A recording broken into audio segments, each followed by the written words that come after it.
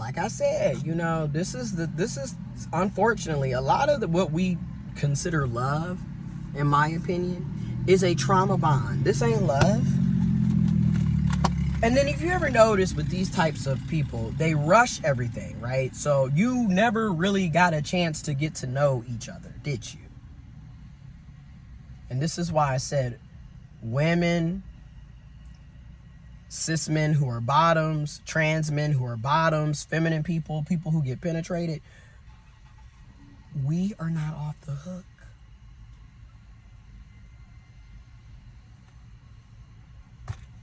Because this is the other problem.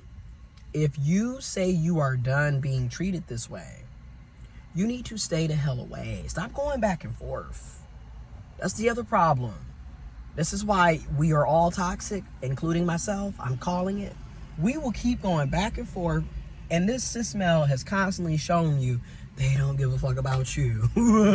Okay, somebody that's cheating don't care about you. Somebody that's lying don't care about you. They don't respect you. They constantly are hurting you. How can you continue to hurt somebody you claim to love?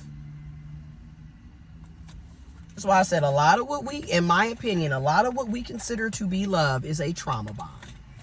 This is why I honestly think a lot of folks would do better by being single. And there's a big difference between being alone versus being single. I've been single my whole life, but I'm not lonely. You get where I'm going with this? I'm single now. I was single arguably the past 2.5 years. And that's the other thing. A lot of us don't even realize it. You're single in the so-called relationship a lot of time with cis males. I'm just being real. Be honest with yourself. Now, are there good cis men out here who show up and reciprocate?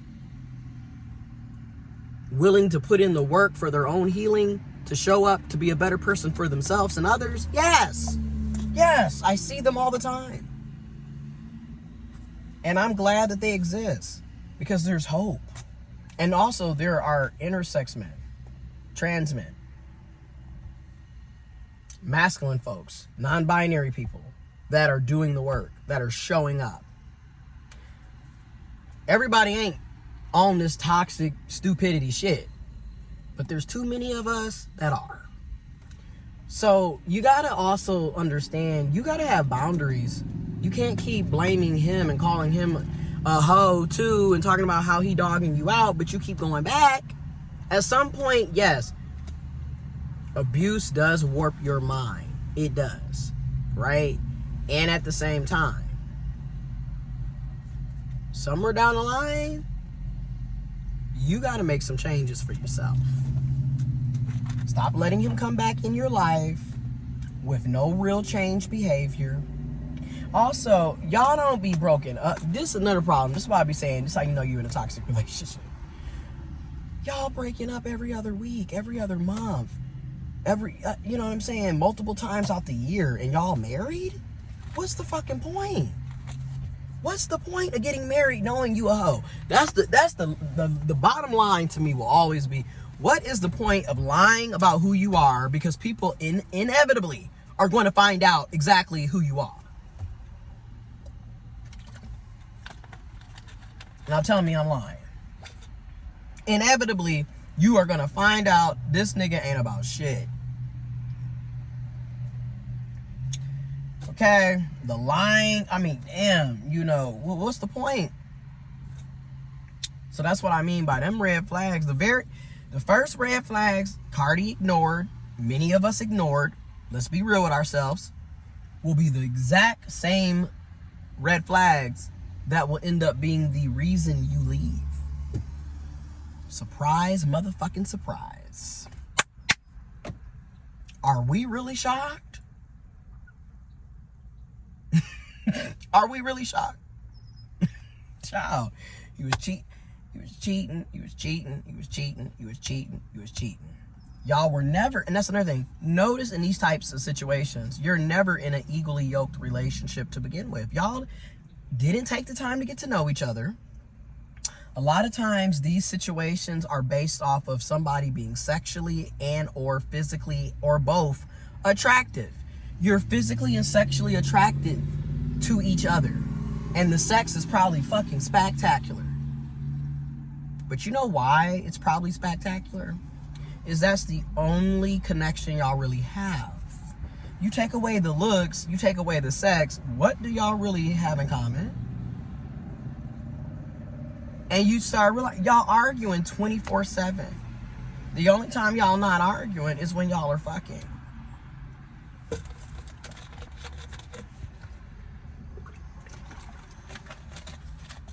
I'll be quiet. Truth hurt, don't it? I had to admit it to myself, right? Like, that's why I be saying, when you look at a lot of these relationships, it's like, in my opinion, it's a trauma bond. Y'all don't even really like each other because y'all didn't even get to take the time to get to... And think about it. They met each other and then instantly they were married. Like, literally, all this shit took place within a year, it seems like. But it could have been longer. It could have been 2 years, which... Who's to say when it's too early or when it's too long to get married? Everybody got opinions on that. Me personally, and this is going to sound crazy to some people, but I'm going to need at least 3 to 5 years before I'm able to really determine that you are worthy of me considering to be married with and to. Because like I said, you don't really know them, and a lot of times it's always based on how good the sex is, and then it leads into us thinking that, well, maybe we can make things work with it. And I also feel like it's monogamy culture. You know, even those of us that say and feel that we are non-monogamous, because me, I'm very open about being non-monogamous, but I also recognize a lot of us, we were still indoctrinated with monogamy. And when you look at a lot of these situations, it's also not only about you not really knowing them, but it's about possession. It's about control. You don't really like them that much. You're cheating on them. But yet, you don't want to leave them alone. You don't want to let that other person go. You don't want to let that other person have the same freedom and opportunities to meet other people, since you're not willing to meet them where they're at. Because it's about control. You see that person as property. You're viewing them as a possession. And in fact, Future has a song that I'm going to react to on the Ask a Millennial channel, and I might also bring it on this channel to kind of break it down. But he has a song where he's basically talking about, I still hit it. And if you remember, that's what Offset was on. Well, you're one of my baby mamas. So in other words, I own you. That's their mindset. Yet they will then turn around and complain about child support and complain about, you know, they need spousal support and all this other shit. But yet they're willingly impregnating people that they don't really love and don't really want to be with and don't really respect and don't really care about.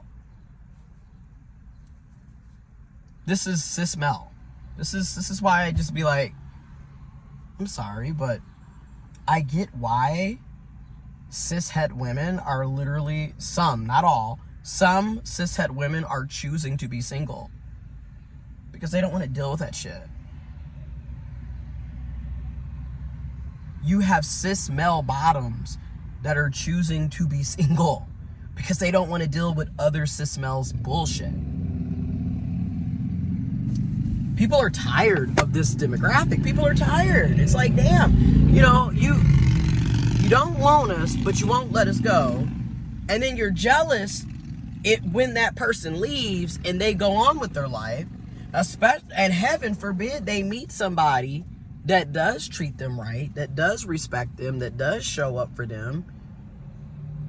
Now you're jealous and making hit songs and talking shit about her. Meanwhile, Sierra and Russell Wilson are off doing them. Also, Rihanna. I'm not saying that this is going to happen to you, but when people want to talk